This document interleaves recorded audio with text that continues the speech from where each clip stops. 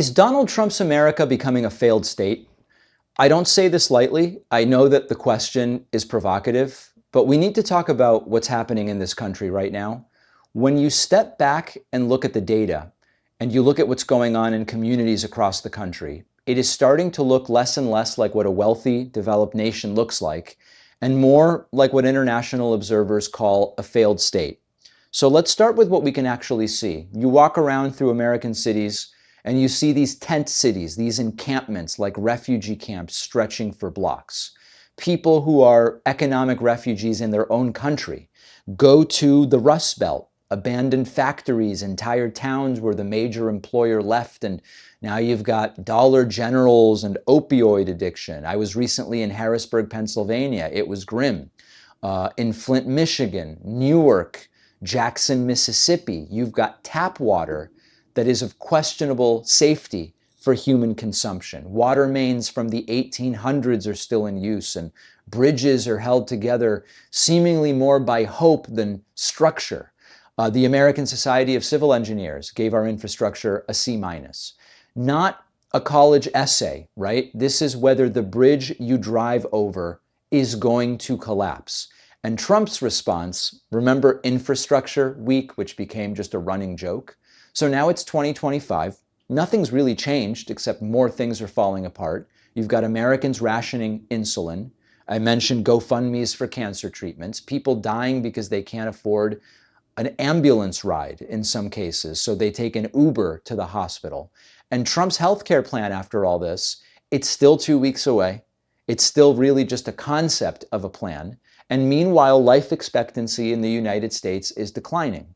We're going backwards. Other developed nations don't have declining life expectancy. It's us and countries in active civil wars. Those are our colleagues in that area.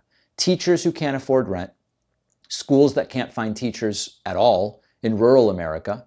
We're banning books like it's 1984, sometimes including the book 1984. And the solution from Trump and his allies is let's get rid of the Department of Education entirely. You know what other countries don't have functional education systems? Failed states. But here is really what I think defines a failed state. The social fabric is ripping apart. We can no longer agree on basic reality. We can't agree on whether an election happened the way it happened or whether vaccines work, whether January 6th was a tourist visit or an insurrection. And we've got militias stockpiling weapons because they think the collapse is coming. And maybe they're right, because we've got billionaires launching themselves into space for fun while children in Appalachia don't even have clean drinking water. So the wealth gap rivals the Gilded Age, not a functioning society, an oligarchy with a democratic veneer. Now, meanwhile, Republicans are focused on whether drag queens read books to kids, or whether M&Ms are sufficiently arousing to Tucker Carlson. He's not finding them attractive lately.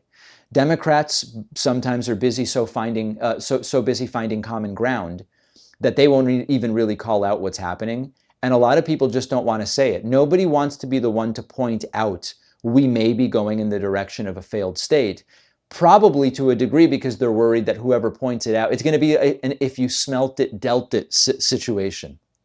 If you're the one who points it out, you'll get blamed. Now, I don't enjoy being the bearer of bad news. I would love to tell you everything's fine, America's great, we're number one. I know most people in my audience know that that's not the case. We are not number one in things that are good anymore. We're number one in incarceration, yes. We're number one in healthcare costs. We're number one in military spending, but our own citizens are disproportionately suffering. Infrastructure is crumbling. Schools are failing.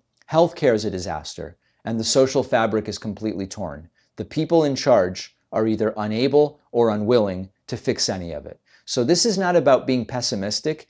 7 million people turning out for No Kings is awesome, and it's something to be optimistic about. This is not Trump derangement syndrome. This is actually bigger than Trump. Trump's a symptom of this, but not the cause of it. We are looking around and describing what we see. And the question is, are we going to do anything about it? Or are we going to keep pretending everything's fine until it collapses? Or are we going to pretend there is nothing that we can do about it? If we pretend there is nothing we can do about it, then we almost certainly aren't going to fix it.